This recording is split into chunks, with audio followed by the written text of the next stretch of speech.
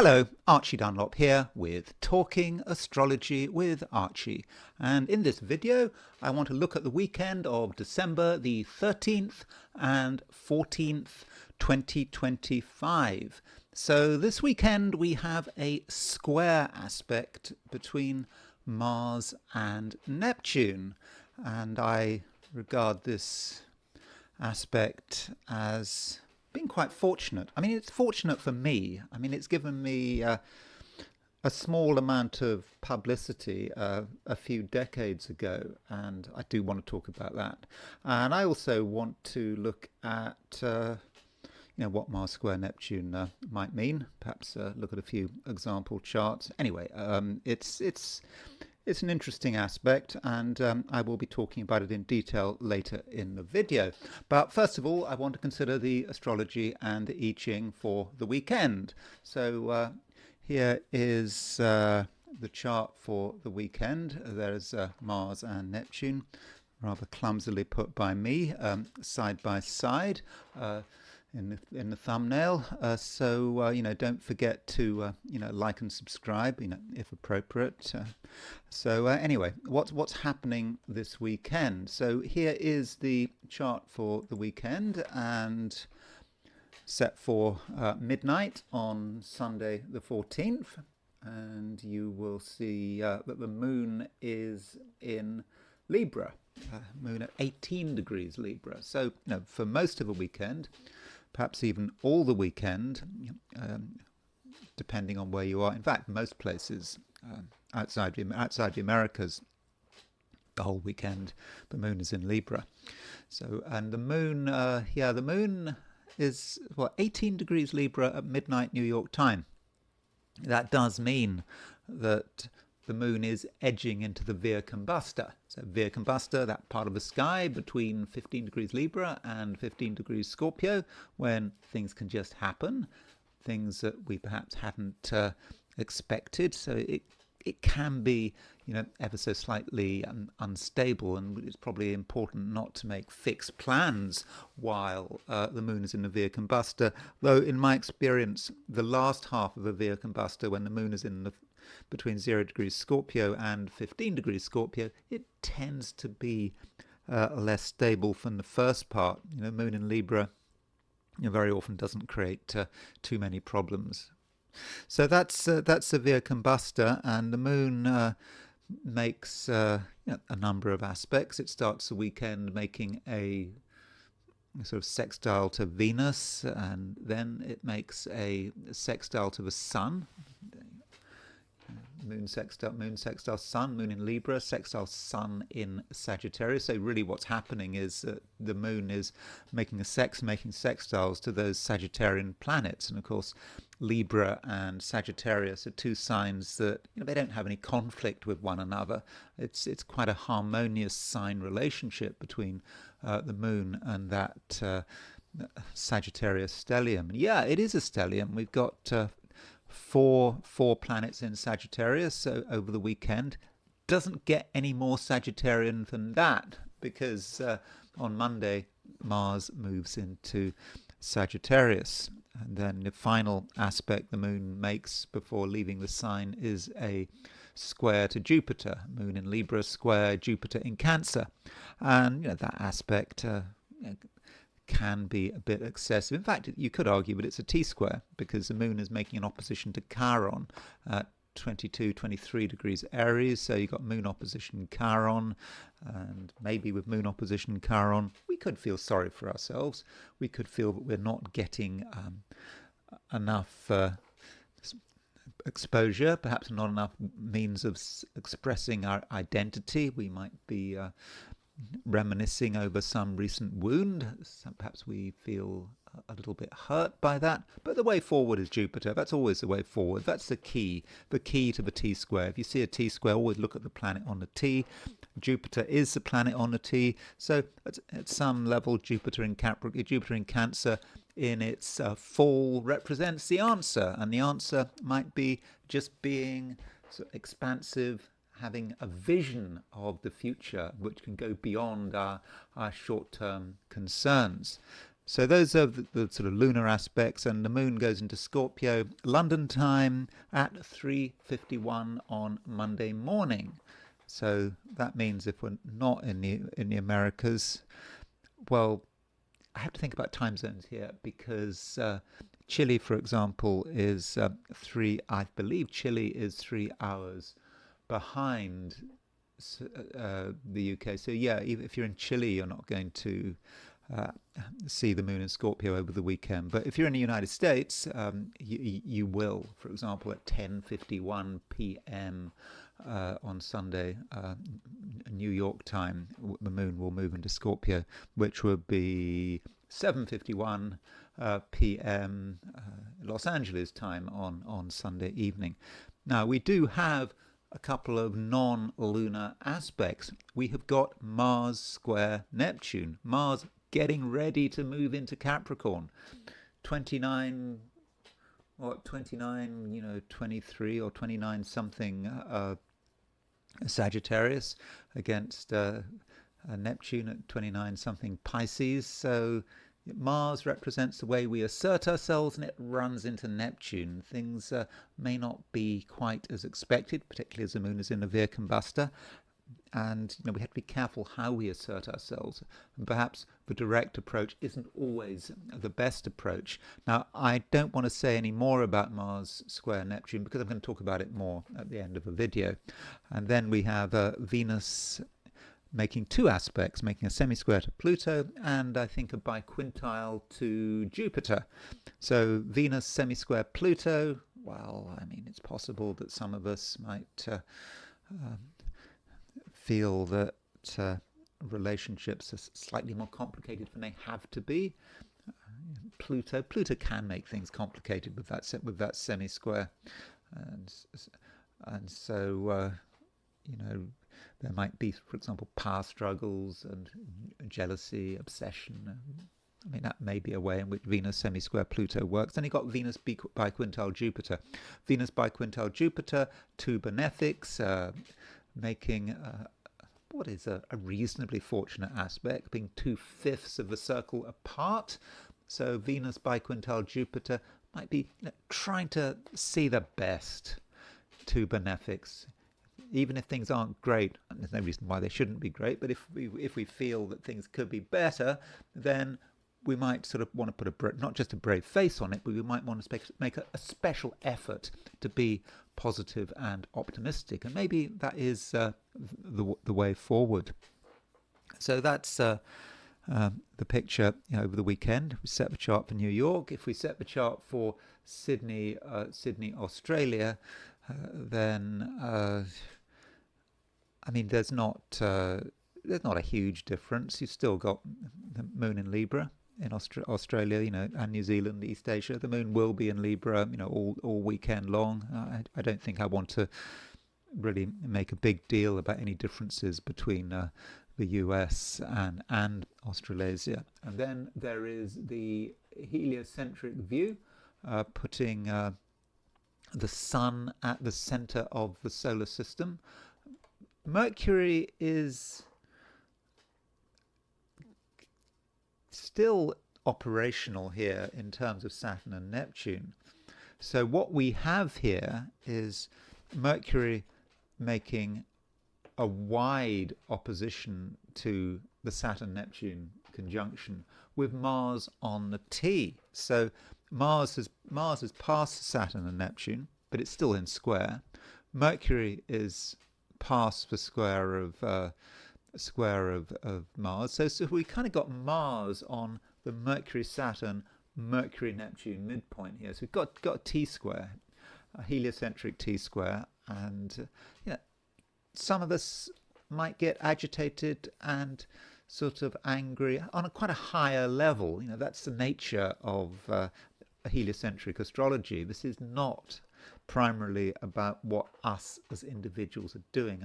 I'm not even convinced that there's a great deal of value in looking at heliocentric horoscopes, as an individual. I don't know. I mean, I have played with it. Maybe I need to look at it again. Maybe I need to do a video on heliocentric horoscopes, but my first inclination is to think that they are of limited value. I mean, I may be wrong on that, but with Mars on that T, there could be quite a lot of verbal frustration and anger and people saying things. Again, when we're talking about heliocentric astrology, as I like to emphasize, it is about the higher level. It's about people with power and influence. It's about countries. It's about organizations, what they're doing over the weekend. It may be about attempts to influence. And I think that Mars square Mercury, Mars square Saturn and Neptune, it could be that it's quite a troublesome weekend. Yeah, and some of us might pick up on the troublesome nature of that T square. So that gives us an idea about what is going on, over the weekend. Doesn't mean we're going to be influenced by it all, and to an extent we have to think about our particular sign. So now I want to look at the weekend from the viewpoint of the 12 signs. So these are my forecasts for the 12 signs for the weekend of December the 13th and 14th, 2025. Aries. Mars is making a square to Neptune. In fact, Mars is also making a quincunx to Uranus. I didn't mention that, in the introduction, but it is. And so with Mars square Neptune and Mars quincunx Uranus, I think it's the Mars square Neptune we need to be thinking about here. And so Mars square Neptune, it may say something about how you try to assert yourself, how you try to apply your energy. What are you trying to do this weekend? What are you trying to get together? And being an Aries, you might want to be very sort of direct about it. Let's just get it out of the way. Let's just sort it out and do it. And if you take that direct approach, Aries, you may be disappointed, because with Mars square Neptune, there is the possibility of just getting confused and sidetracked and just not knowing where you're going, sort of getting lost in the fog. And I therefore think that you have to be careful, and you shouldn't necessarily set yourself defined goals that you want to achieve by a particular deadline. That can be difficult. I mean, Aries, can be a very impatient sign. You want results, you want a reaction, and if you don't get that reaction, well, you can get annoyed, and you can be hasty. You can push things further than you should. So remember that Mars square Neptune, and don't think that you have to be in such a rush. And also, Mars is making a quincunx to Uranus. Mars quincunx Uranus, is about, again, being impatient. Uranus is an accident-prone planet. It can be. And so if you're in too much of a rush, Mars in Sagittarius, to get things done, then accidents could happen. But it's kind of different from a square, a quincunx. A quincunx is about what you are trying to bring together. You need to be an individual. Nothing wrong with being an individual, particularly if you're an Aries. But you need to be an individual in such a way that doesn't upset the apple cart. So do try to take it slowly. What might bother you? Mars quincunx Uranus, maybe some stupid detail that is not really worthy of your concern. It just gets you, it distracts you, makes you annoyed. Maybe it's something to do with money or something like that, and it happens, and you really don't want to bother with it, but you have to bother with it. It just makes you annoyed. So Aries, you are the first sign of the zodiac, and the first sign of the zodiac, if you've read any astrological textbooks, people talk about new beginnings, a very youthful sign, very spontaneous, you bursting onto the scene. But I think that this weekend you probably need to be a little more circumspect. And, with the moon in Libra, the moon is in your opposite sign. And with moon in Libra, Aries, perhaps what you should do is give other people a chance. Give them a chance to really, say what's on their mind. Give them a chance to express their true feelings.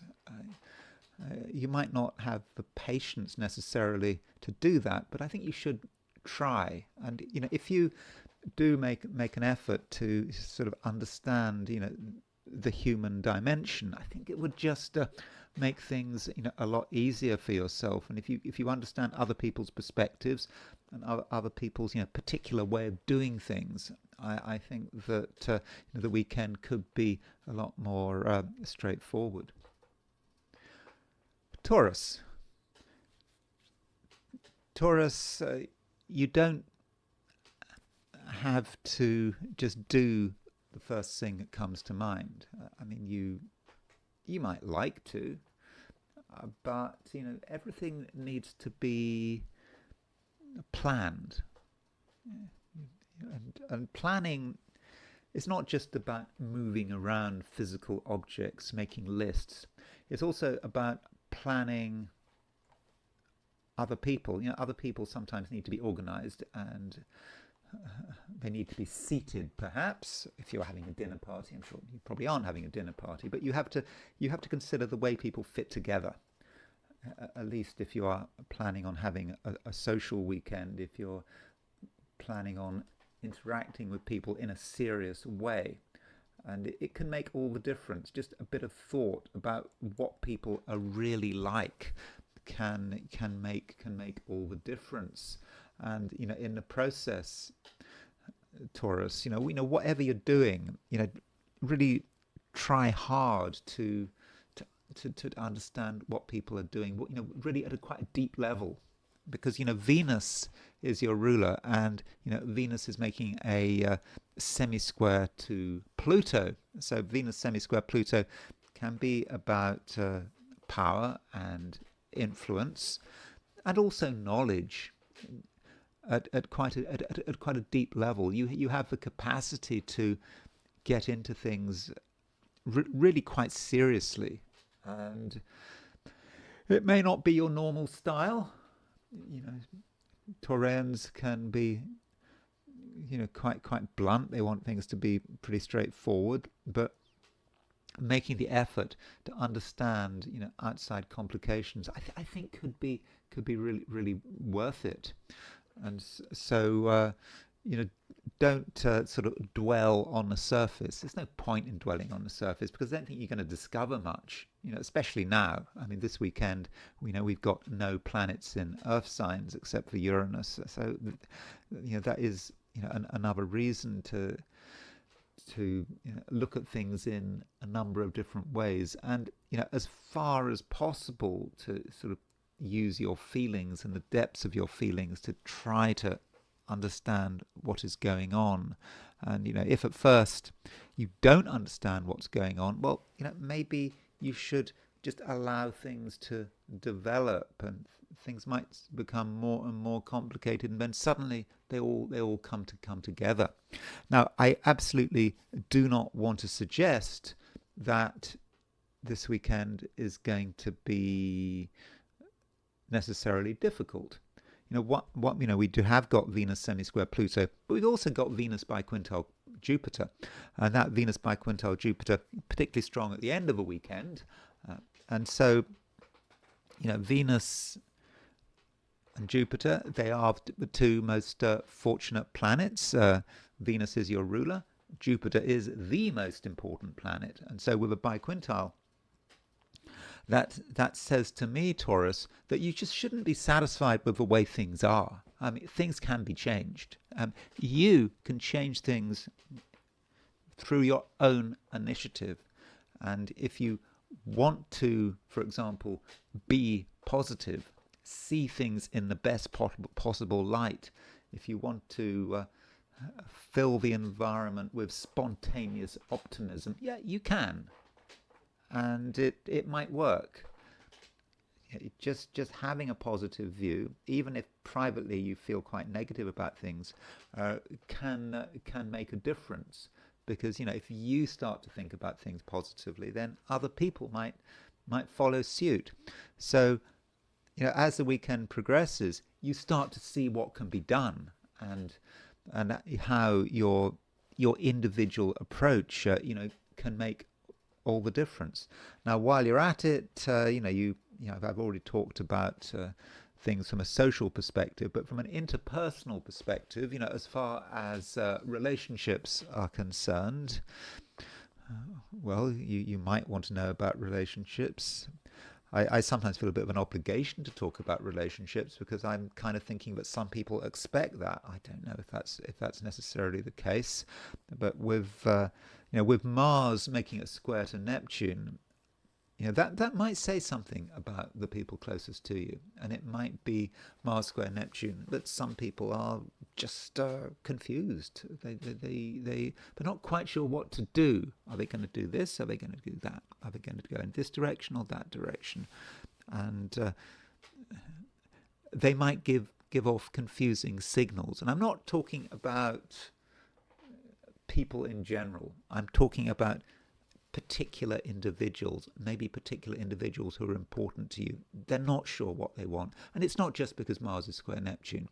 It's because Mars is on the verge of changing signs. Mars moving from Sagittarius to Capricorn, that is a big sign change. And while someone is in the process of making that change, they may not be too sure of themselves. They may say something this weekend, and by Monday, everything might have changed. So do show some tolerance. And at the same time, if anyone tells you something, however certain they seem, don't take what they say at face value. It may not be that people are lying or being deliberately deceptive. They just don't know the answer. They don't know. And what's true on Sunday or Saturday may not be true on Monday. So Taurus, don't take people at their word, because people can change their mind very quickly. And the reason they're changing their mind, it's not because they're necessarily being deceptive or flippant. It's just because they don't know, and they're not in command of all the facts. Gemini. 4 planets in Sagittarius over the weekend. That's as good as it gets as far as Sagittarius is concerned. So if you've got 4 planets in Sagittarius and you're a Gemini, you might say that Sagittarius is your opposite sign. So that might mean that there is a big focus on the other, whatever that other might be, everything that is not you. It could be what we're talking about. Just what is happening. There are things happening that you're not in full control of, but these happenings may have an influence on you. They may be things that you absolutely have to take into consideration. So don't feel, Gemini, that you are in full 100% control. You may not be. And I don't necessarily say that as a bad thing. You can't be in control all the time. Sometimes you have to give other people a chance. They have their own ideas. They want to take their initiatives.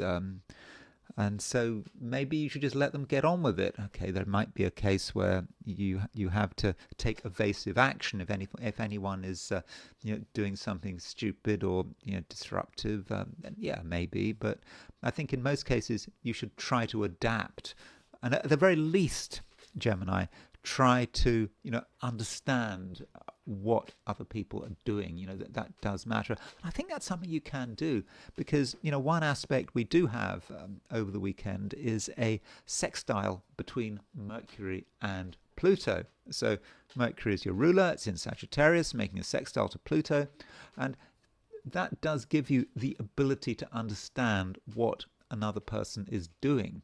Furthermore, it gives you the ability to communicate, and you can communicate in a way that is adaptable. You can adjust your approach to fit with the personality and the circumstances of the other person. You can sort of focus on what's bothering them, what you need to deal with, what you need to be aware of, and so with that approach, Gemini, you're giving people plenty of opportunities to explain themselves. And so I know Gemini, you like to do things your way, and you regard yourself as an individual. I mean, don't we all? I mean, I've got my sun in Gemini, but with that Mercury sextile Pluto,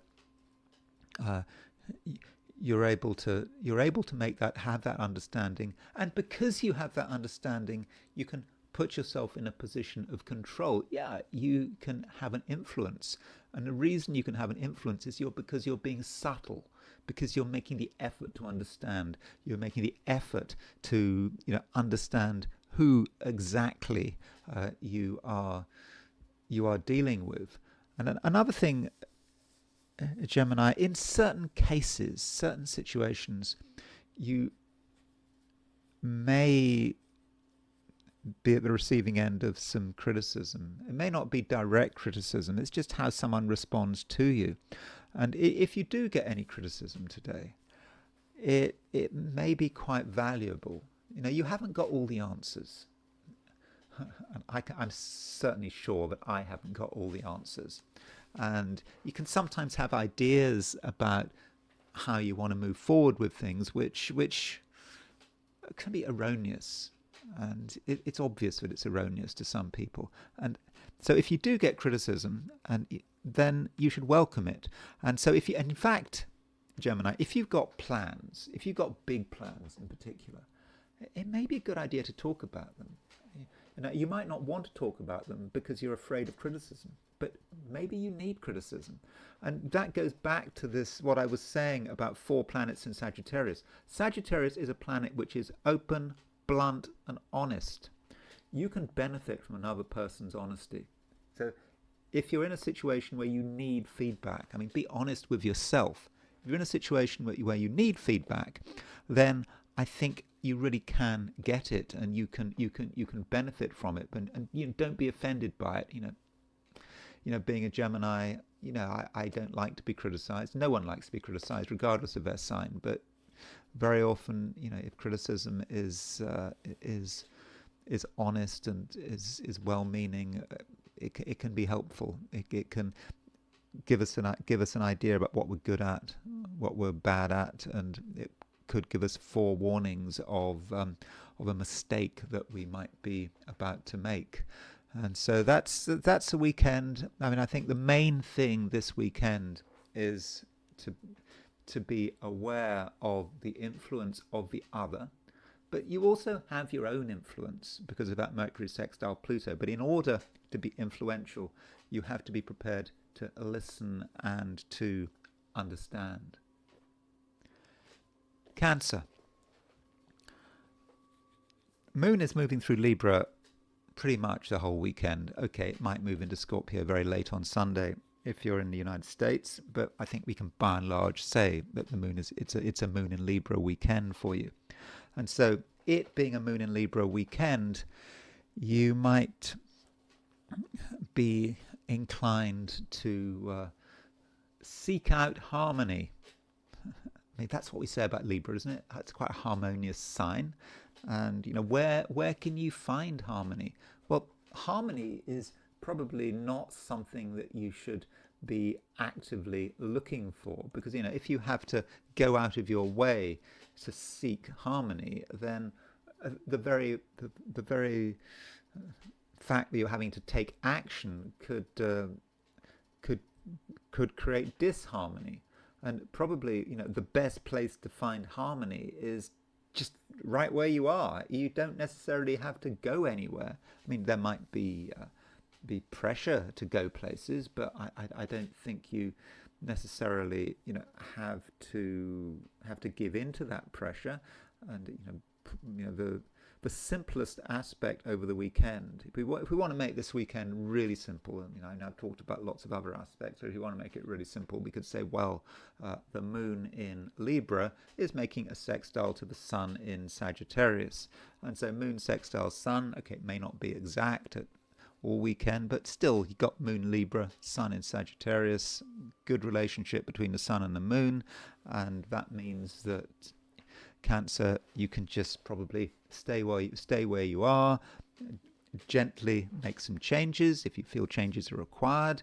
I think you probably do, actually. I mean, you have a vision about the way things should look like, the way things should be, and you stay in one place. You look after yourself. You can also look after your health. With 4 planets in Sagittarius, from a Cancerian perspective, that may say something about your health. And, I don't mean that in a frightening way. I mean, we can all be fitter and healthier. We can all, regardless of what's going on in our lives. And you might actually, Cancer, you might have an idea, you might have just an inspiration about what you're doing wrong, what you're doing right about your health. And it just might suddenly become obvious to you. I mean, I think this has been developing as we've been getting more planets in Sagittarius, but now we've got peak Sagittarius. You perhaps kind of know what you need to do.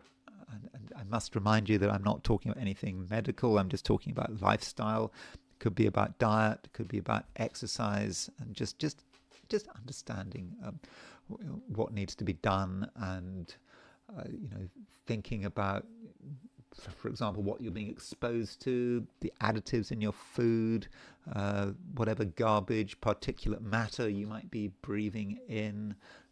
All of that is something that should be quite obvious to you, and it might just be just an instant connection. You finally you get it, and so that is ideally what the weekend I think should be about. However, I would be remiss not to mention a T-square. There is a T-square this weekend, and this T-square involves, well, there are actually a couple of T-squares, because you've got a heliocentric T-square, because you've got a heliocentric T-square between Mercury opposite, heliocentrically you've got Mercury opposition Saturn and Neptune with Mars on the T. But from a geocentric perspective, we have Moon opposition Chiron, and that has Jupiter on the T. So Chiron and Jupiter are making a square at the moment, and the Moon and Jupiter are also making a square, and we got Moon opposition Chiron. And this T-square could well be about outside pressure. I have said that I think that the best way of handling this weekend is probably just stay where you are. I don't think you have to do anything. But there is an opposition with Chiron. So if Moon is opposition Chiron, and even if the opposition is not exact, you've still got Moon and Chiron in opposite signs. Libra plays Aries.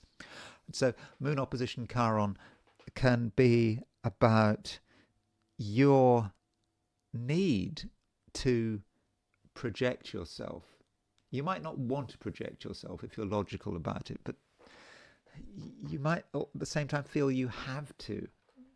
We know Chiron in Aries, it's maybe about projecting yourself. You're projecting yourself forward and making sure that people know about you, they know what you're up to. And if you're not being recognized, I know at some level you don't want to be recognized, but still you feel you should be recognized. And Chiron is the disruptor, it's the maverick, and maybe at some level you want to be the disruptor, and if you're not being the disruptor, then someone else is disrupting you. And the reason you feel they're disrupting you is because at an unconscious level you've got something to contribute, but you're not contributing it. And so, what is the answer? Well, the answer is Jupiter. Jupiter is on the T. And so, remember, Jupiter is in Cancer. It's in its exaltation. It's in your sign. And so with that T-square, Jupiter is asking you to have the big vision, to go beyond the sort of the minor concerns you might have. It's easy to get upset about something, to feel that you're not really contributing as much as you should do. You want to show your individuality, but you're not showing your individuality, and that may be bothering you. But yeah, Jupiter is the way forward, and Jupiter represents the answer. And it's also about having Jupiter moving through Cancer until the early summer. When does it go into Cancer? I think Jupiter goes into Leo in I think it's in June, isn't it? Something like that. Or is it July? I think it's anyway the summer. So you've got Jupiter moves into Jupiter's moving through Cancer, and that is about the vision. And if you have the vision, then you're able to get a perspective on everything, and that does allow you to get through this frustration. And you can meet any, if there is any challenge to you, you're being asked to respond. I think you can do so, but in such a way that is not disruptive, that doesn't interfere with the fundamental harmony of your being. Leo. I think Leo, there is no reason why it can't be a good weekend, and one reason for this is that got a lot of planets in Sagittarius. We've got as many planets as we can possibly get in Sagittarius right now, because we've got 4 planets there, of course, including the Sun. And we're not going to have 4 planets in Sagittarius for much longer. On Monday, Mars moves out of Sagittarius and moves into Capricorn. So while you've got 4 planets in Sagittarius, Leo, and I would recommend that you are as dynamic as possible, that you really tune into who you are. You tune into who you are, in a unique and individual way. It's not a time to be, following the crowd. And if you want to do something different that marks you out as someone special, then I very much think that you can. So what makes you unique? I mean, that is a question you perhaps need to ask yourself, because you do, I'm sure, have a unique contribution to make here. So I'm quite optimistic about the weekend, and it's important that you don't allow yourself to be distracted by other people's attitude to you. At times you might feel you're just not getting the recognition you deserve. You might think you're doing something wonderful, and you expect to be recognized, and you don't get recognized, and that might give you self-doubt. But this is not what those 4 planets in Sagittarius are about. It's about doing something because you enjoy doing it, because it is fundamental to who you are, and you don't need an audience. Absolutely not. Sometimes Leos like an audience. They like to be given evidence that they exist, but you should not be seeking that evidence. We all have our individual paths, and it's not about outside responses. It's not what it's about. Especially now, with all those planets in Sagittarius, and at the same time, you do benefit from a sextile between the Moon and the Sun. Sun is, of course, your ruler. Moon is in Libra, so we've got Moon sextile Sun, and that is quite a stabilizing sextile, and it makes you feel good about yourself. And although I've said that you should not be seeking outside validation, that doesn't mean to say that you can't discuss what you're doing, talk about your plans and your ideas. And I think that your communication skills are going to be pretty good over the course of a weekend, and you'll be able to really tell people what you're doing. If they don't respond to what you're saying, it doesn't matter. You can still engage in conversation, and I think your conversational skills are going to be good, and I think that you'll have a certain capacity to respond to other people and be able to perhaps talk about things that they're interested in, as well as about things that you're interested in. But it's not a time for compromise, and not at all. It is about making it very clear, who you are, and what you're all about. And I think that in most cases, people are going to respect that. Virgo. Mercury makes a sextile to Pluto. I mean, that's one aspect we have over the weekend involving Mercury, which is, of course, your ruling planet. And so with Mercury sextile Pluto, especially on Saturday, I think that your ability to make an impression is going to be okay. I think that people will listen to you, and if you need to make something clear, I think that you'll be very good at it. So if someone hasn't understood something, I think that you can reinforce your message. They will listen, and they will accept that you have a view, and if you want to get someone to believe you or follow your line of thinking, then I do think that is something you can do. But I don't think, Virgo, you're going to want to go out of your way to deal with other people, because I think that ideally, Virgo, you'd like to have a quiet weekend. You like to do things on your terms, and you just want to make sure that everything is in good order. I mean, it's nearly Christmas, isn't it? I mean, we've got what is it? It's this next weekend isn't Christmas, but next week, well, not quite. I mean, next weekend will almost be Christmas. So you want to perhaps organize things. You don't want to necessarily get involved in other people's chaos, and that might be the best approach. And things aren't going to stay like this forever. We've got 4 planets in Sagittarius. Sagittarius, from a Virgo perspective, is quite a low profile sign. It's at the bottom of the chart, and 4 planets is as good as it gets. On Monday, Mars moves into Capricorn. Mars moving into Capricorn is going to be important for you, and because well, not least, it will break up that Sagittarian stellium, but also with Mars moving into Capricorn, you may have to sort of up the pace of things. For example, in terms of your own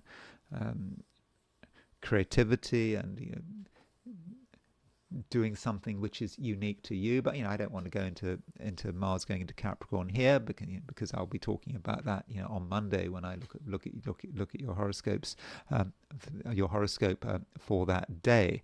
But for the moment, I think you would like to do things in your own way, and I think that with this moon sextile sun, can well be about sorting yourself out. It could be about sorting out certain sort of financial things, and of course, if you're doing nothing, if you're going nowhere, it's a good way of saving money. And money may be something that you can't entirely ignore. And some Virgos with moon opposition Chiron might be a little bit bothered about money, feeling that money has not been entirely kind to you, feeling almost perhaps a financial wound, that something has passed you by, or that you've been treated unfairly. But I mean, I don't think you need to get too caught up about this. I mean, the moon is squaring Jupiter, Chiron is squaring Jupiter. Jupiter, might be some kind of resolution. And so if you are feeling hard done by financially, then perhaps what's required is for you to see the larger picture. And that may be something you haven't quite been able to do. And if you can see the larger picture, it might occur to you, for example, that other people are in the same boat. It's not just you.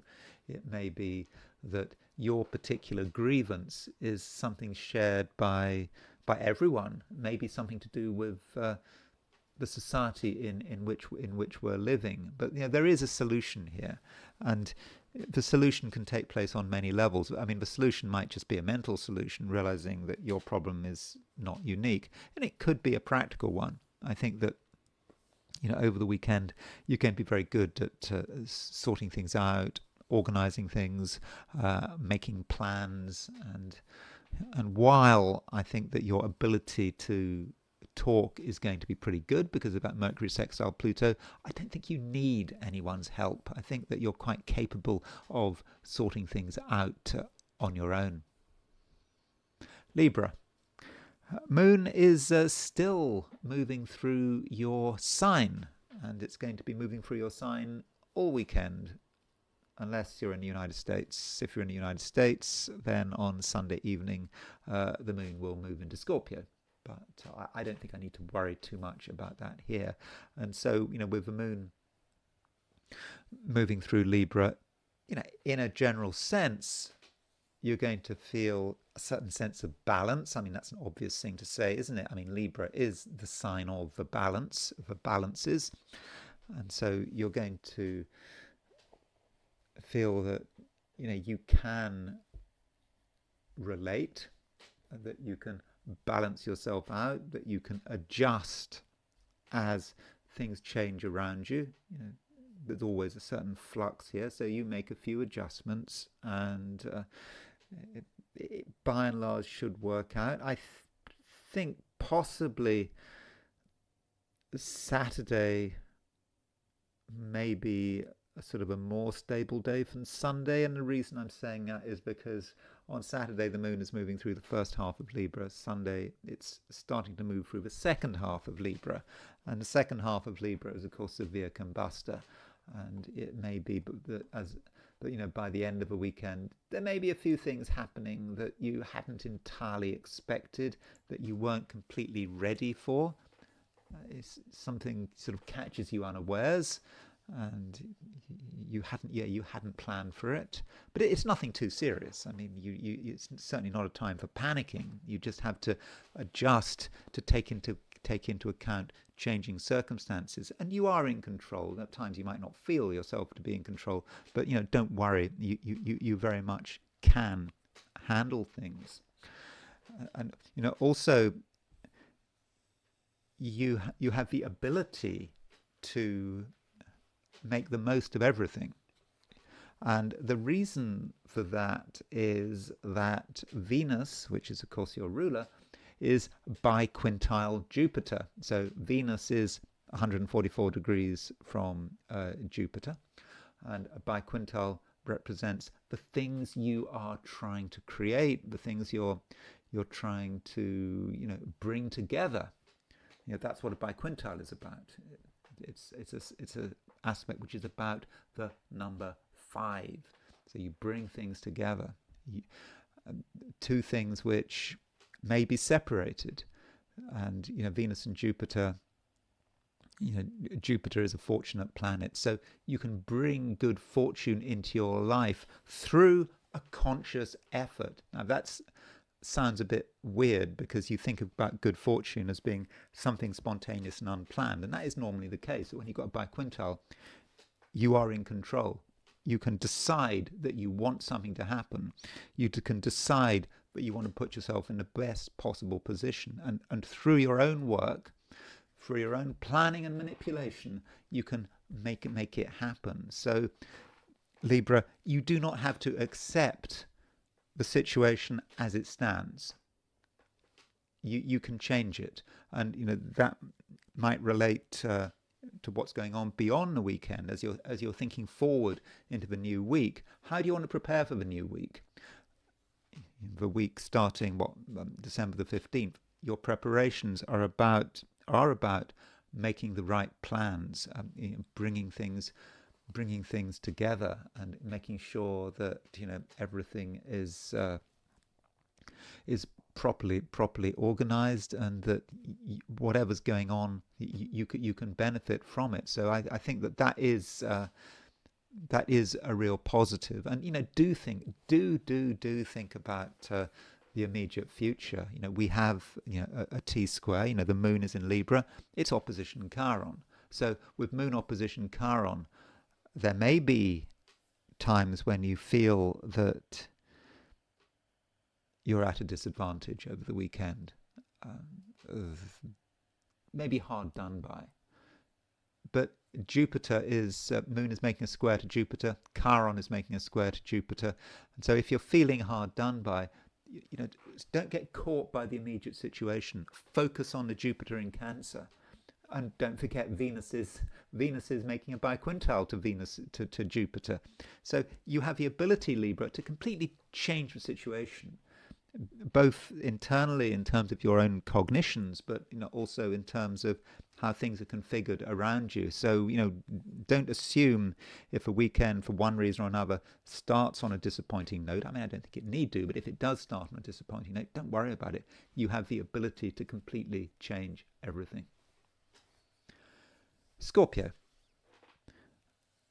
Is money going to be important this weekend? I mean, it needn't be important but I can't help noticing that there are 4 planets in Sagittarius, and Sagittarius is the planet just after Libra, and that means it's not just about you; it's about what you have and what you don't have, and so many Scorpios may be thinking about that, and okay, you could be worried about that, but these are Sagittarian planets, and all Sagittarius is inviting you to go further afield, looking beyond the immediate situation. So for example, short term, you might think that financially things are not absolutely perfect. Might be something bothering you, but if that is the case, maybe what is needed is imagination, being able to see beyond everything, and to be able to reach out to a solution which may not be immediately obvious, but it can be obvious if you just allow yourself to be inspired. Now, being a Scorpio, that does mean Mars is your ruler. We do have to talk a little bit about Mars. It's not just that it's in Sagittarius. It is the fact that Mars is on the verge of changing sign. On Monday, Mars goes into Capricorn. Mars is exalted in Capricorn. I think that you will very much benefit from Mars moving into Capricorn. It's going to sort of help you in a sort of material sense, but I will be talking about Mars in Capricorn when I do your horoscope for Monday. But also Mars is making a square to Neptune. So Mars made a square to Saturn at the beginning of the week. It's now making a square to Neptune, and so with Mars making a square to Neptune, it's also making a quincunx to Uranus, by the way, and maybe these are sort of a kind of connected. And Neptune is an outer planet. It can be quite confusing, and there may be times when you just are not quite sure what's going on. You're not quite sure what you're supposed to be doing, and you might get confused. And if you do feel confused over the weekend, you're not quite sure what's going on, that doesn't mean you have to carry on. It may be this weekend, because of that Mars square Neptune, you shouldn't take on anything. You certainly shouldn't take on anything which is important. You shouldn't agree to anything. Maybe certain people can be deceptive. Maybe you can be deceptive. Maybe you can trip yourself up. It really could happen.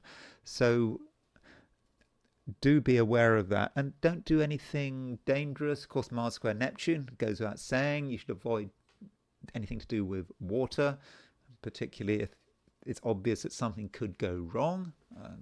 Not a good idea for going for trips in your homemade submarine, or for playing with the plumbing, well, unless you're a qualified plumber. So anything to do with water, anything which is chaotic, anything where things are uncertain, no, I really would advise you not to.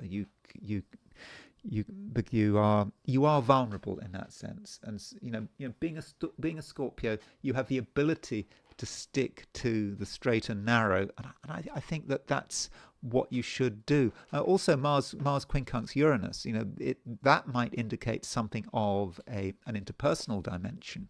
Uranus, don't forget, is in Taurus, your opposite sign. So if Mars is quincunx Taurus, if Mars is quincunx Uranus, someone else's erratic behavior could trip you up, and you might try to keep up with another person who is constantly changing, but don't bother.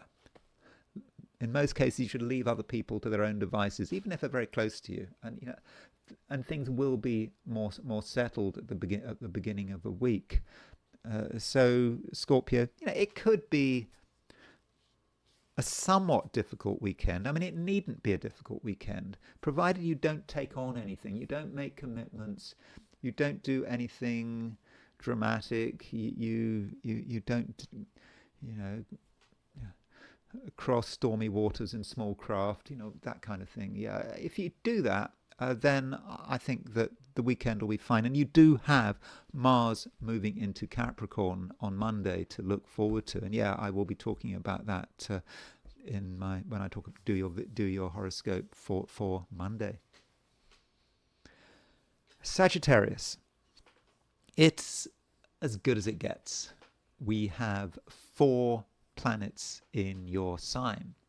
You're not going to get 5 planets in your sign. 4 is as good as it gets.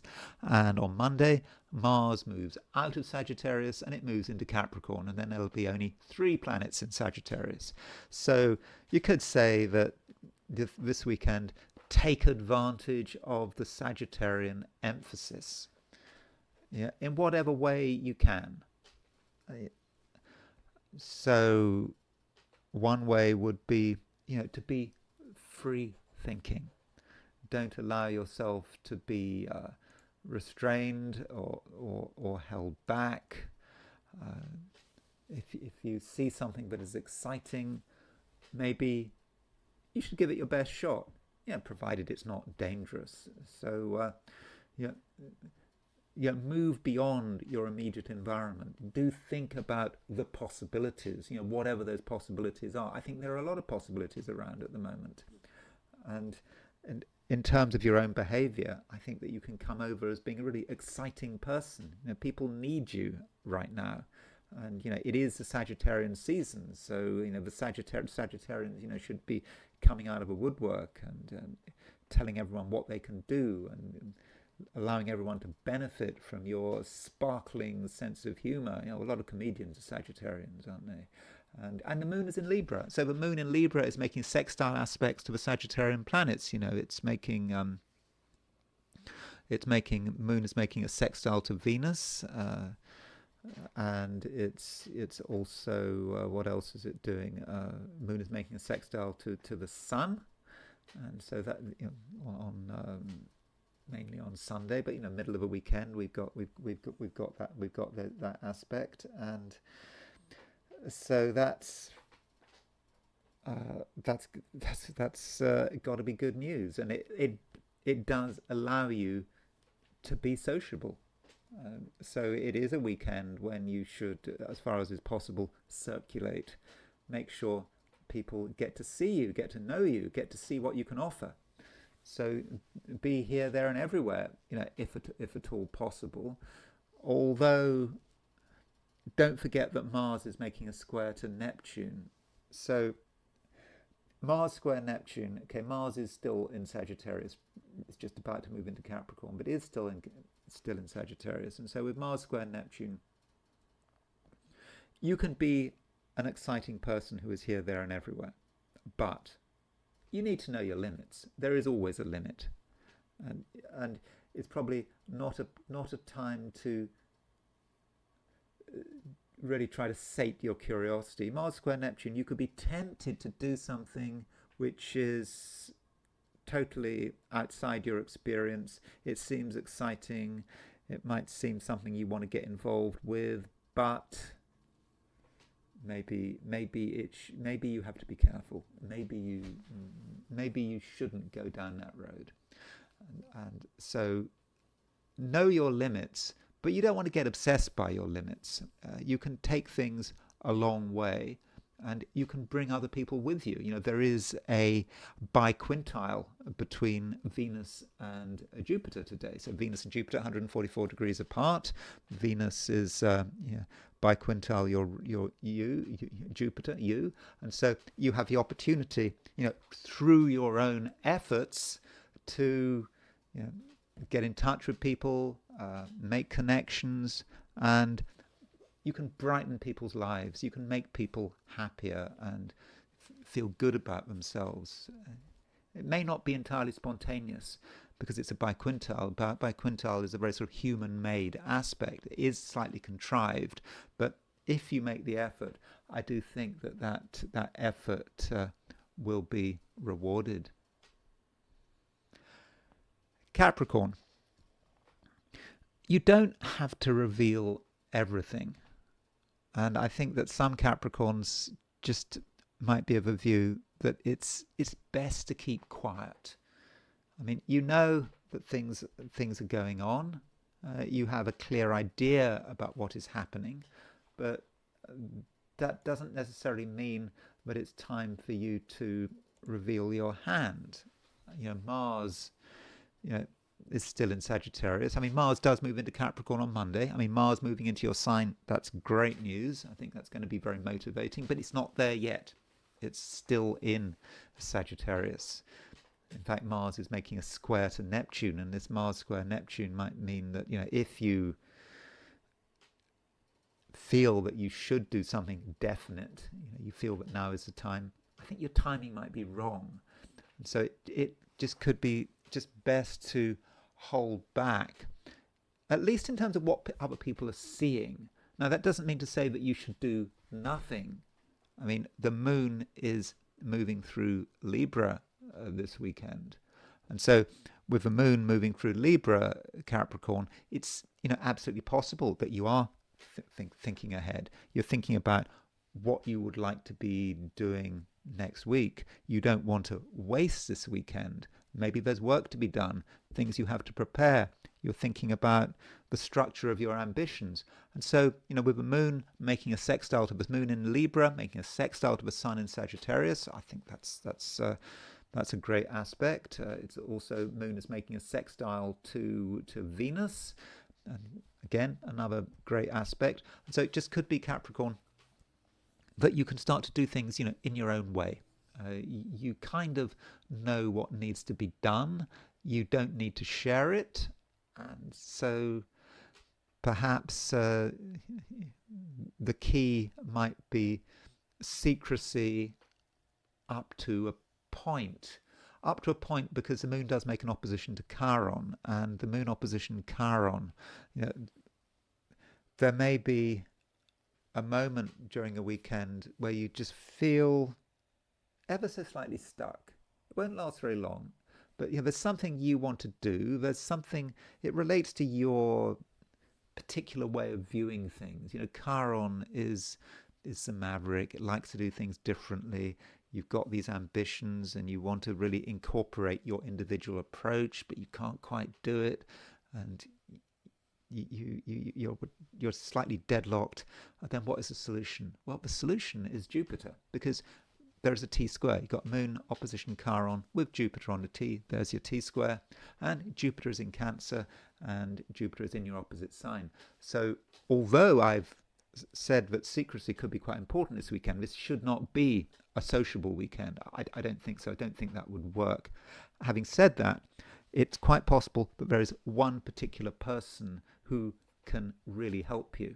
So rather than thinking about this weekend just in terms of you on your own, maybe you should be thinking about this weekend in terms of another person who really has got something to offer, you know, if you give them a chance. So if you do run into a deadlock situation over the weekend where you want to do something and you can't do something, it just may well be the case that another person really can help.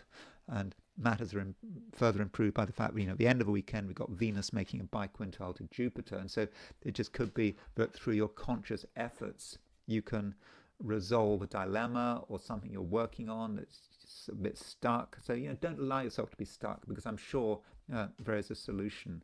But the solution, yeah, maybe in terms of one person, the solution is not to have a busy, high-profile, highly sociable weekend. I just don't think that would work. Aquarius. I think Aquarius is going to be a fairly easy weekend. I don't think anything especially dramatic is going to be going on. I don't think it need be a boring weekend either. We've got a load of planets in Sagittarius, and like yesterday. So in that sense, you could say that. Well, when I say yesterday, I mean Friday. Of course, it is weekend overall, but I think that Saturday is probably going to be a continuation of Friday. And with those 4 planets in Sagittarius, I think that there is the possibility of being able to move beyond your sort of everyday environment, and perhaps that relates to your social life. If you want to be sociable, I think you very much can. 4 planets in Sagittarius. We don't get any more. It doesn't get any more from that. I mean, on Monday, Mars moves out of Sagittarius into Capricorn.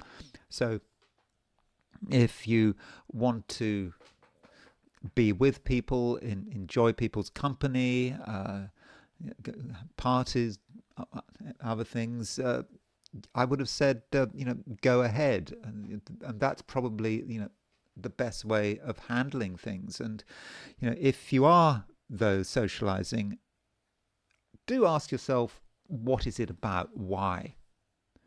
And perhaps you need to be ever so slightly discerning.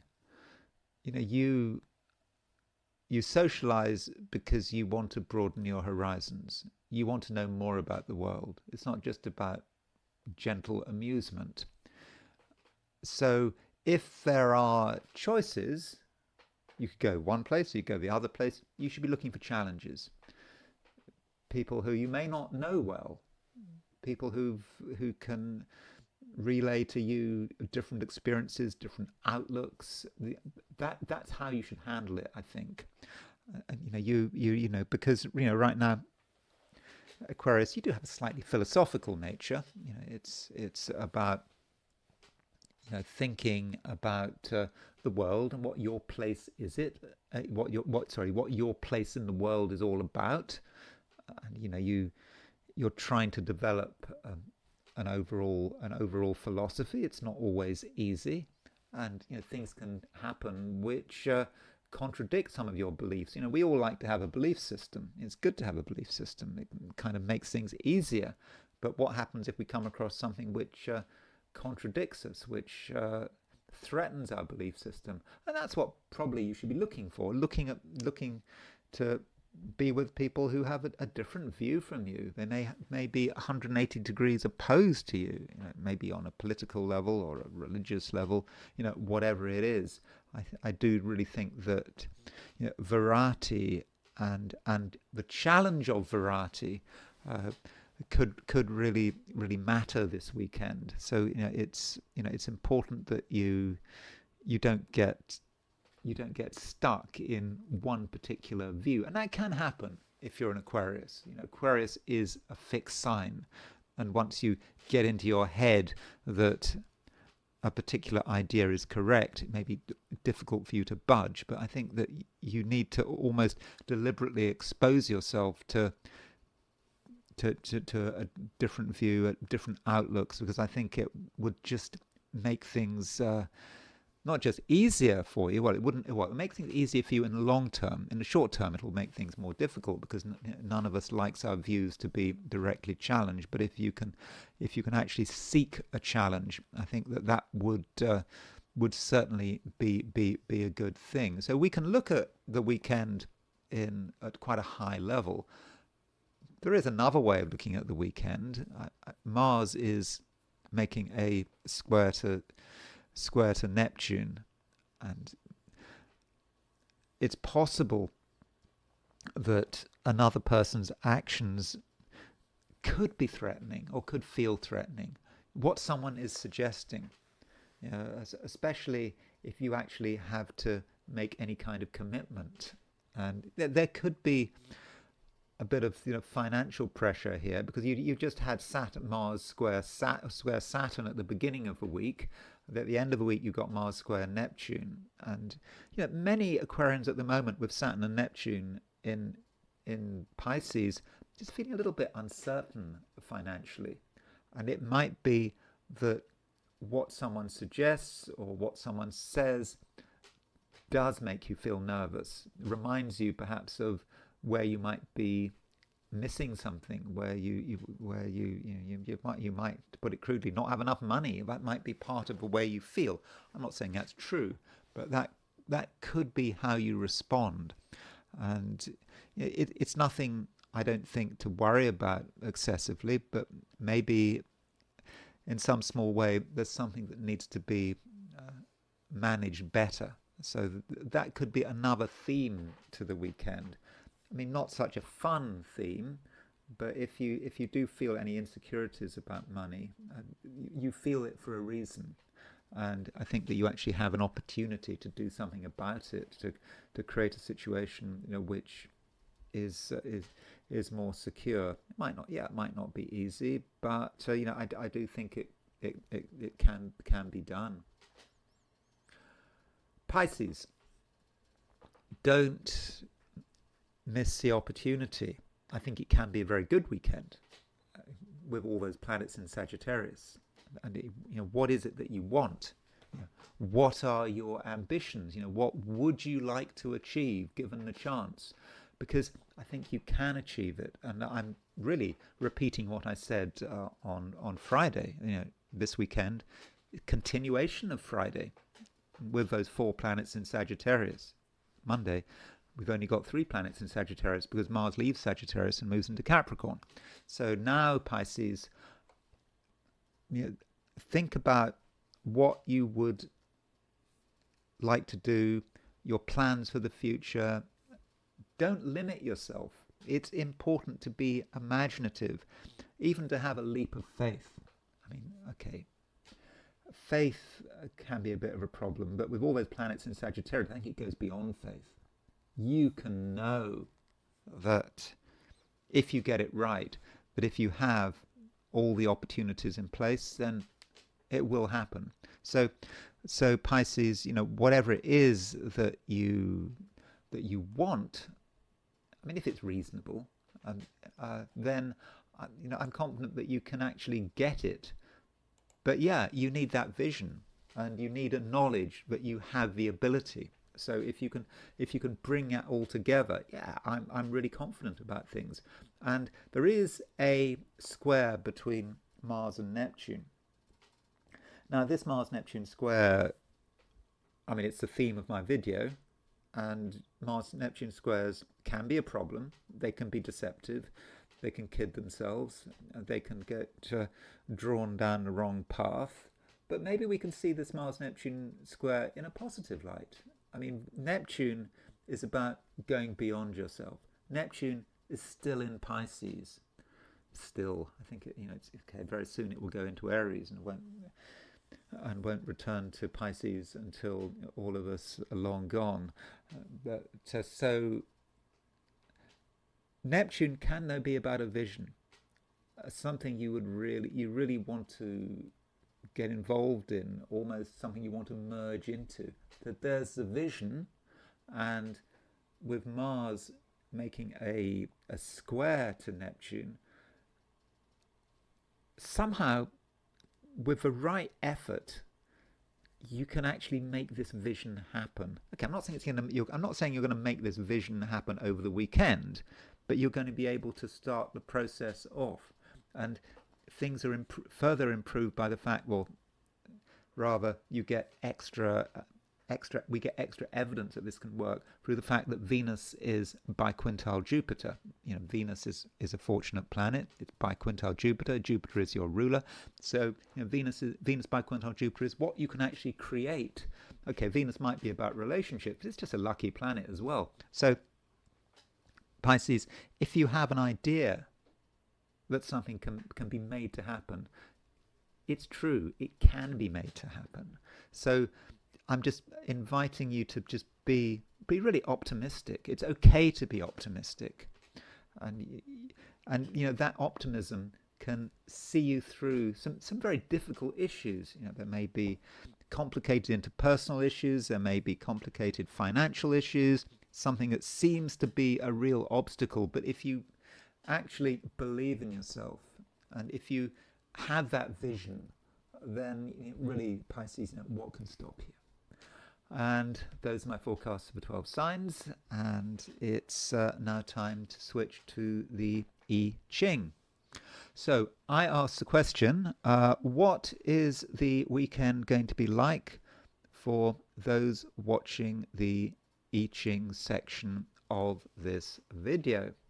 And the first hexagram I got was hexagram number 30, which is the clinging. So if you look at this hexagram, we see the sun over the sun. It's quite a fiery hexagram. You've got two trigrams repeated. Each of those trigrams represents the sun, and it represents the sun kind of rising twice. But it's also about clinging to something, being loyal to something, taking care of something, making sure that it's all in order. So it is fiery, but it's a sort of slow burning fire, and we're trying to maintain something and making sure that things don't, for example, disintegrate into chaos. And things can disintegrate into chaos. There can be threats. And this might be an issue, over the weekend. So, we might be, trying to develop something. We might be trying to work with something, but there are disintegrating forces around. When we looked at the astrology, what we talked about Mars square Neptune. I mean, I'll be talking about Mars square Neptune in a moment, but Mars square Neptune can be a difficult aspect. It can be about the undermining forces of something we don't necessarily understand. It can even be about a hostile force. Not necessarily everyone is our friend. Some people might be deliberately trying to cut the ground from under our feet. And this hexagram, the top line moves. And the top line is quite extreme. I mean, but in some respects, the top line is talking about something new. The past is over. We can start to be thinking about a very new set of circumstances. Maybe that reflects the fact that Mars is about to move into Capricorn. Mars is about to move into the sign of its exaltation. Or, if we think a few weeks on, or less than a couple of weeks on, if we think about the fact we're approaching the solstice, sort of winter solstice in the northern hemisphere. Obviously in the southern hemisphere it is more summery, isn't it? And so, what happens when we make that change? Well, if we make that change, as we make that change, we may have to address disintegrating forces. We might have to clear up the past. And this moving line does talk about evil. Maybe the evil in the past, but maybe the evil in the present. And what does one do about evil? And the I Ching uses quite a military analogy here. It says that you execute the ringleaders. Of course, I'm not suggesting you execute the ringleaders, but you leave the ordinary people behind. You let them be, but you need to get the roots of the evil. What is it? What is the fundamental cause of any problem you might be having over the weekend? And that is the thing. Don't address the symptoms. Get to the cause. If you get to the cause, then you can root out the evil, and then you can start to think about moving to the next stage. The evil perhaps represents the old regime, whatever that old regime might be. The leaders of that old regime, they need to be removed. You can't compromise with evil. You can't compromise with the people who are the source of the evil. But don't worry too much about the symptoms. So once you've done that, then you can start to think about a new hexagram and a new state of affairs, and you move to hexagram number 55, which is abundance. So in a way, 30 and those two hexagrams are both about civilization and the development of civilization. And abundance does represent in the peak of civilization. Everything is fine. Be not sad, be like the midday sun, is what the I Ching tells us with 55, the abundance. Because midday sun is, or at least a Wilhelm translation of the I Ching, the midday sun, it's as high as it gets, it's as good as it this. So with this weekend, something might really come together. We get rid of the evil, the source of the evil, and then things really start to move, things really start to develop, and we could end the weekend really feeling good and, enjoy it, enjoy the moment. Perhaps enjoy 4 planets in Sagittarius. Because the issue here is it may not last forever, but then nothing lasts forever. We have to get involved, in those cycles. It's like the midday sun. You enjoy the midday sun, or do you enjoy the midday sun? Maybe you get frazzled by the midday sun, but that is the peak of one thing, and inevitably things decline. I mean, that's just the way things are. So this I Ching for this weekend is a little bit abstract, and it is only a weekend. It's just 2 days, so let's not be over dramatic about it. And now I want to talk about Mars square Neptune. So we do have Mars square Neptune over the weekend. So let's look at this aspect. So here is the chart of Mars square Neptune, the moment it happens. So Mars is at 29 degrees 23 Sagittarius, and it is square Neptune at 29 degrees 23 Pisces. And this aspect, it can be difficult, but in a way it can be fortunate. And this kind of links to perhaps to a client I had. Now, if you have read my blurb, if you ever want to have your chart done by me, I'm not necessarily recommending that course of action. But one thing I do say is that a reading is confidential. That if I have a reading with someone, I will never divulge the contents of that reading. Furthermore, I will not even acknowledge that reading has ever happened.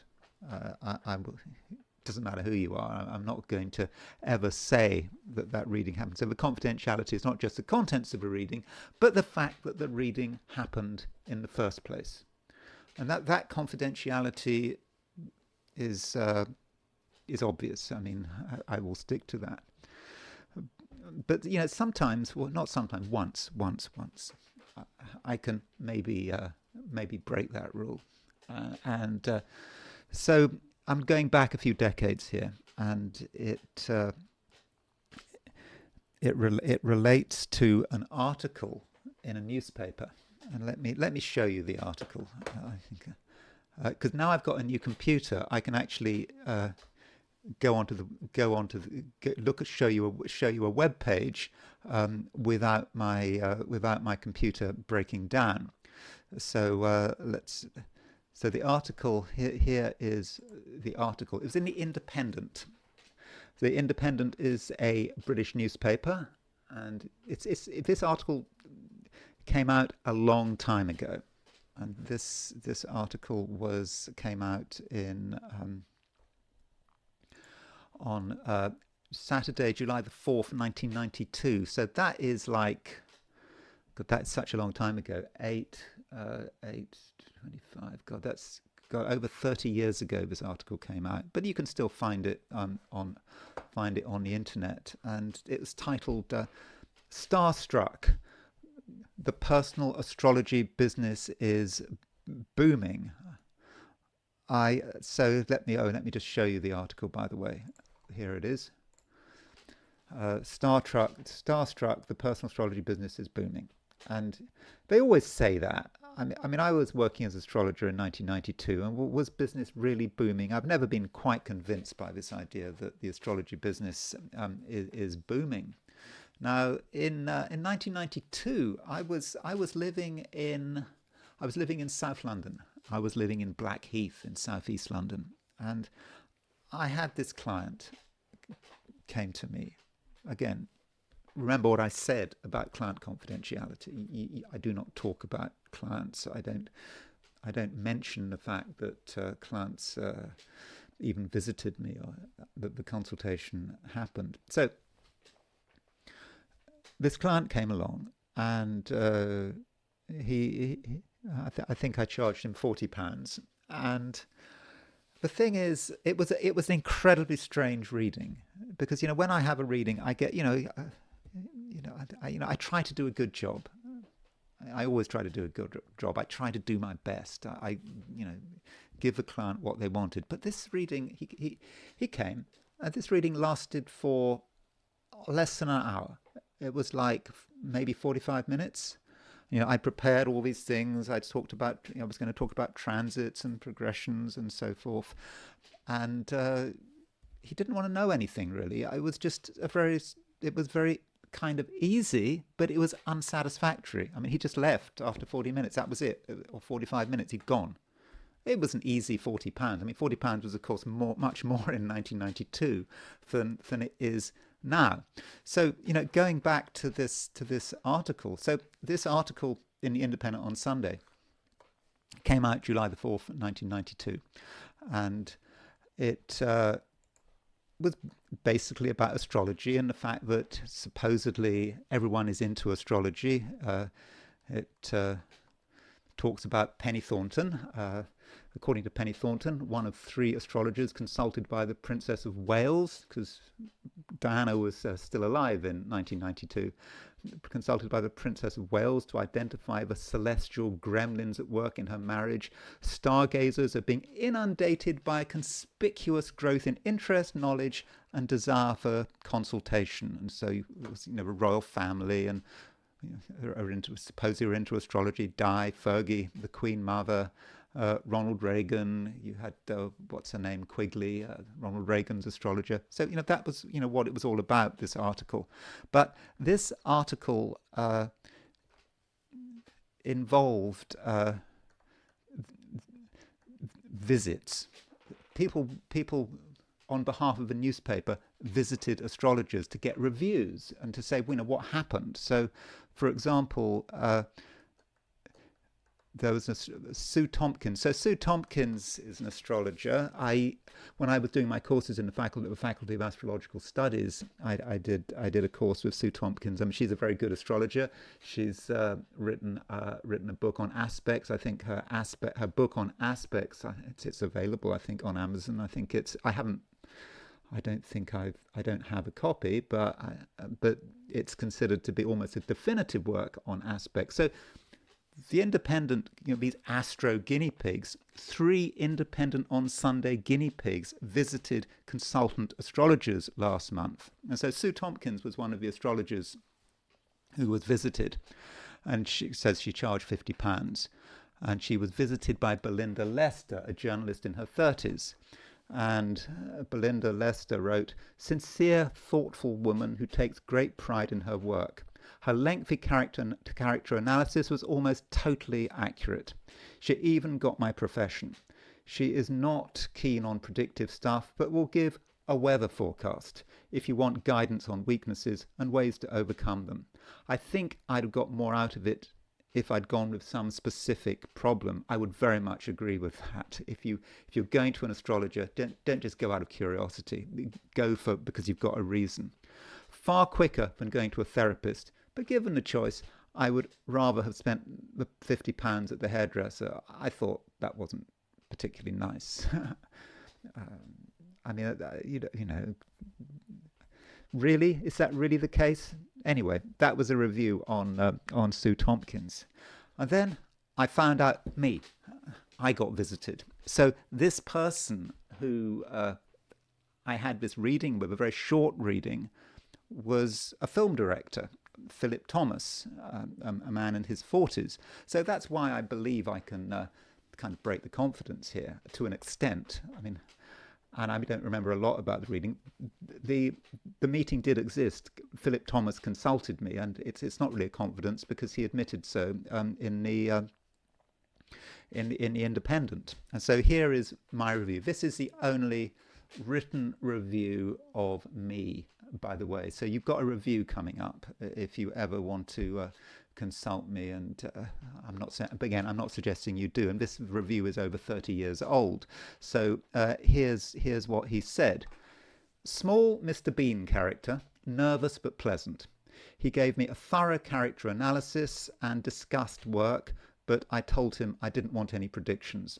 I went out of curiosity and was absolutely cynical until he told me I was attracted to the glamour of sleaze, which caught me as I've just done a film script with a character called The Sleaze. My wife felt he pinned my personality absolutely, and I ended up impressed. But I don't think it's a help.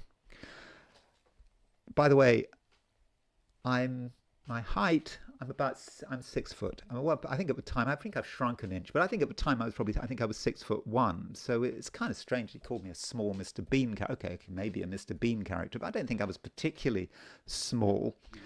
Yeah, having said that, I did get something right. And so why did I get something right? Again, I can't remember the details of his chart, but what I can tell you about the chart is that he had a Mars-Neptune contact.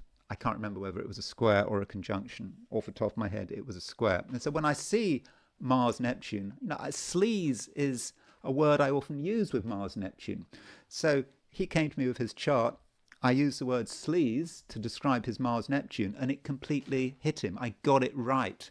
So because of that, I was able to get a reasonably good review in the Independent, though, small Mr. Bean character, nervous but pleasant. I mean, that's not particularly complimentary. But anyway, so that's Mars-Neptune, and why I always have a slightly favourable view of the Mars-Neptune aspect. So here's the Mars-Neptune. Let's go back to the Mars-Neptune aspect, and so what it is about. Why would I go for sleaze? Well, what is sleazy about the Mars-Neptune contact? And so this is the Mars-Neptune aspect. I mean, any Mars-Neptune aspect. It's sleazy because Mars is what we're putting our energy into. What we find to be maybe what we find to be exciting, what we find to be important, and we're challenged by Neptune. So it could be Mars conjunct Neptune or Mars square Neptune. We just might be challenged to get involved in something which is perhaps underhand, which is might be glamorous, it might be exciting, but it could be dangerous. So in extreme case situations with Mars square Neptune, you might think that might be an involvement with crime or drugs. Or Neptune is, of course, a planet of alcohol, chemicals. So this is a way in which Mars square Neptune might manifest. Just the bright lights in the darkness. Seedy clubs, for example. I mean, that would be how Mars-Neptune might work. But as far as this current aspect is concerned, what we can expect, Mars in Sagittarius represents our desire to sort of take things further. People wanting to take things further. It's Mars in Sagittarius. Mars doesn't want to have limits. But then it's square Neptune. So attempts to get things done, to make things happen, can dissolve. They can get nowhere. Or worse still, we might put our energy into something which is really quite destructive. So that might be a thought for the weekend. I don't know what you're planning on over the weekend. So, for example, this weekend, not a good idea to be drinking, or it's never a good idea to be taking drugs. But if this weekend, it's a particularly bad idea to be, messing around with chemicals. Chemicals which maybe if you a medication might go down the wrong way. You over-the-counter sleeping remedies, probably should be avoided with Mars square Neptune. And you watching out for for adulterants, and so that could say something about the weekend and how this Mars square Neptune is working. Additionally, you could argue that it has a particularly dangerous quality because it's right in the last degree of the sign. I know some of you watching this video believe that the last degree, is it the anaretic degree, is particularly problematic, and that may colour this Mars Neptune square. And in terms of the global environment, you think of gas, water. There's already a lot of flooding, certainly where I am. I'm in the Pacific Northwest. As Mars has applied to the square of Neptune, there's just been torrents of rain, and rivers are flooding, and certain communities have been evacuated. I don't know how that relates to other parts of the world, but the water, rain, these are things that we do have to be careful of at the moment. So as far as what kind of events we can expect, I'm just going to look at a few Mars Neptune events.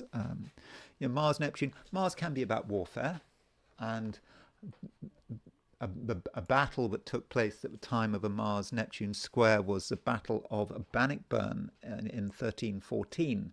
So the Battle of Bannockburn was when the English were defeated by the Scots. I mean, this is Scotland's greatest moment, arguably, when the English knights were defeated by Robert the Bruce. So you can imagine, even though Neptune hadn't been discovered in 1314, someone taking the initiative to send these knights out, Mars square Neptune. Were they thinking straight? Was whoever was commanding the army, I think it was under the reign of Edward II, I think, the Battle of Bannockburn, whoever was commanding the army just didn't get it right, and it was the misapplication of force. And so maybe in this case, the initiator, who I believe was the English, I don't really know much about anything about the battle, just got it wrong. So if you are conducting a military campaign, with Mars square Neptune, it might be ill-judged, and there could be a defeat. And with Mars square Neptune, you might also think about loss. So Black Monday on October the 19th, 1987, when I think the stock market crashed 20%, took place when Mars was square Neptune. So Neptune can just undermine other people's activity. Particularly here, Mars is pretty weak. It's in Libra, the sign of its detriment. Okay, it is in mutual reception with Venus, though, but it's conjunct the South Node, and then square Neptune. The whole thing collapses. And I think at the opening bell in New York on October 19th, 1987, Neptune was in the second. So Neptune the second square Mars. You kind of get the idea of misapplication of energy. Now, Mars square Neptune, you can get lost, and you can get lost in the fog, or you can get into fog and you can lose touch with what you're doing, and there can be a tragedy. And the American sportsman was Kobe Bryant. What's he? Is he basketball? I don't know. I don't know really anything about Kobe Bryant except that he died in 2020. Remember, he died just as the COVID epidemic was starting, and his helicopter. He shouldn't have been flying in the helicopter anyway because there was fog, and I believe a pilot kind of messed up in terms of the distance from the ground, and then there was a crash in which he was killed. I think members of his family were killed, and so at that time Chiron was rising, and there's Mars in the ninth, perhaps to do with travel, but there's Mars square Neptune. So that fits Mars square Neptune. Yeah, Mars square Neptune can also be about being doing things which are sort of devious and unpleasant and evil even. So if you We remember the killing of 4 students, which I talk about quite a lot. And it's still, Brian Koberger is in prison for killing 4 students in Moscow, Idaho. And this event took place while Mars was square Neptune. So here, where's Mars gone? There's Mars in Gemini, square Neptune, and Mars was in fact it was sort of square Jupiter as well. So there was a Jupiter-Neptune conjunction in Pisces. So Mars square Neptune, would seem to fit the idea of doing something devious, creeping into someone's house by night and killing them. I mean, that's sort of Mars square Neptune, perhaps in its worst light. Mars square Neptune can also be about doing something underhand, assassinating someone. Abraham Lincoln was assassinated with a square between Mars and Neptune. Mars in Cancer, square Neptune in Aries. And if you're in India, then Mars square Neptune might be a bad time to be doing maneuvers in your aeroplane. And Sanjay Gandhi, who's the son of Indira Gandhi, who was, I think, very much groomed as being her heir, he died in a plane accident on June the 23rd, 1980, when Moon was just moving into Scorpio. It happened at 8:10 a.m. The moment, because I'm using the Western zodiac, not the Eastern zodiac, and so Mars was this is quite. Mars was not just square Neptune. Mars was conjunct Saturn. So there was a Saturn-Neptune square, and Mars was moving into it. So it wasn't just a Saturn-Neptune square. It was the fact that Mars was involved in it. So you can see that was a very difficult chart for the death of Sanjay Gandhi.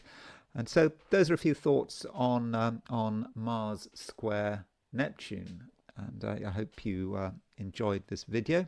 If you did enjoy this video, I would be very grateful if you would like it. If you're not subscribed, super grateful if you were to subscribe. If you want to buy me a coffee, there's a link in the description. And I will talk to you again very soon.